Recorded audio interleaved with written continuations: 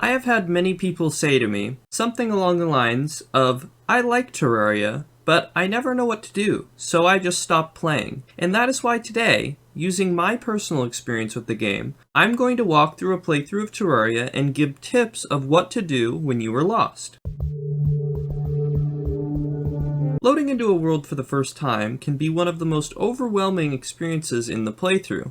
However, this doesn't have to be a bad thing. At this stage, it's a good idea to make up some wooden or cactus armor, go caving for gold chests, and mine for materials. The most important thing at this point is increasing your survivability. Crafting silver armor or tungsten armor, depending on your world, can be very useful and not that hard. Also, keep an eye out for heart crystals and movement items, as these can be extremely useful to you in the future. Another thing to keep in mind is that with 15 gems, you can make yourself a grapple hook, which will help you immensely. And if you find that it's hard to find chests in regular caves, you could try your luck with the underground desert, but be warned, you might die a lot.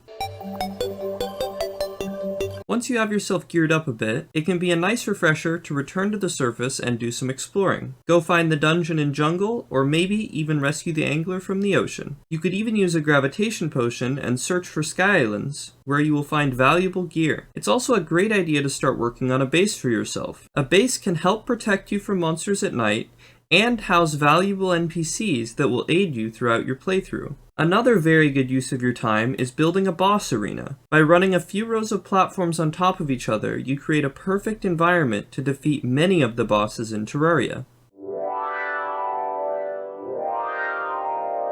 After you've defeated your first boss, it can be a great idea to smash a Shadow Orb / Crimson Heart in order to fulfill the requirements for a Goblin invasion to trigger. Once you've defeated the Goblin invasion, it's possible to find the Goblin Tinkerer underground. The Goblin Tinkerer is one of the most useful NPCs in the game, allowing you to reforge your gear, combine certain accessories together, and purchase rocket boots. At this point, it may also be a good idea to get started on a elevator. By digging a tunnel straight down to the bottom of your world, it will provide you with a fast method of travel to the caverns and beyond. Constructing this tunnel also comes with the added bonus of finding loot along the way, making yourself stronger and hopefully topping off your health at 400. At this point, it's a good idea to get ready for your next boss fight with either Eater of Worlds or Brain of Cthulhu. Start by building a boss arena in your impurity biome, and make sure that you have gear that you're happy with.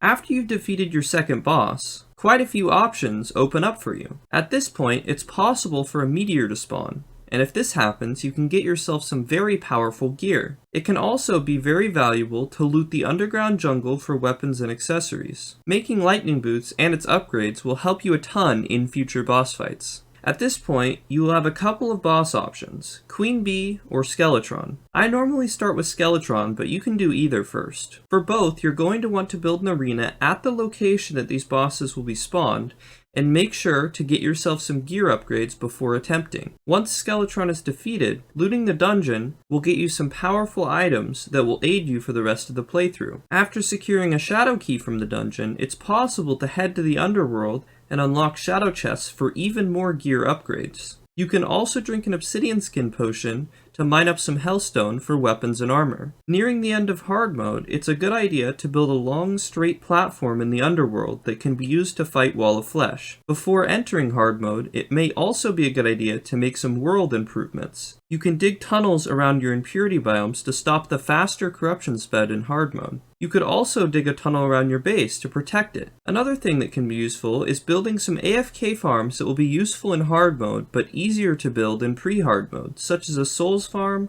or a money farm. Once you have completed your platform and are happy with your progress, you can fight Wall of Flesh to enter hard mode.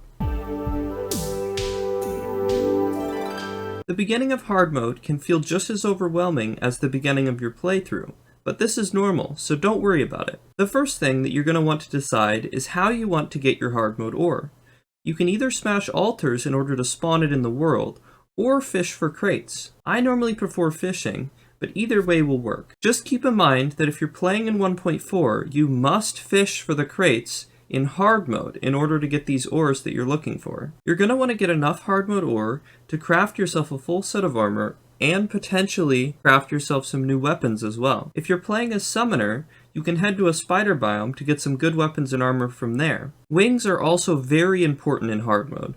Without wings, the game is going to be very hard for you, so make sure to get some. It's also a good idea to farm for some rare items that will help you with hard mode bosses, either by fishing, killing mimics, or just farming regular enemies. It can also be useful to fight some events, such as hard mode Goblin Invasion and the Pirate Invasion to get some useful items. And finally, crafting the Ankh Shield can be very useful in your playthrough. Once you're satisfied with your gear, you can fight Queen Slime if you would like. Queen Slime can be challenging, and you can skip her entirely, but I would recommend fighting her for some good drops, especially the mount. Next, you're going to want to fight the mech bosses. Destroyer tends to be the easiest, so it's a good idea to start with him. Once Destroyer is dead, you can use his drops to craft a Mega Shark. You can also farm him to craft hollowed armor that will help with the rest of the mech bosses.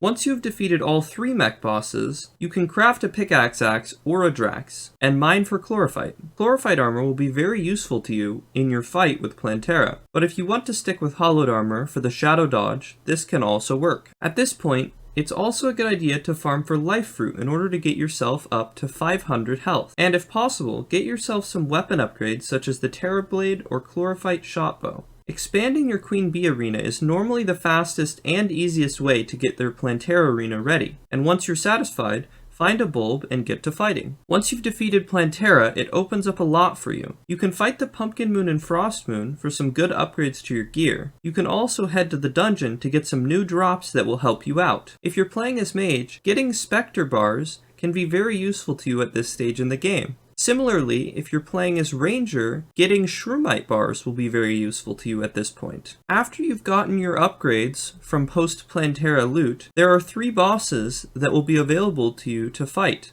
2 of them are optional, and 1 is required to progress. These being the Empress of Light and Duke Fisheron, as well as Golem. Golem is probably the easiest out of these 3, and I would recommend going for him first. All 3 of these bosses drop useful items, however, so it's a good idea to defeat all of them before moving on to the Lunatic Cultist. Also, after Golem has been defeated, it's possible to spawn a Martian Invasion, which can drop some very powerful items, so I would recommend fighting this event as well before moving on.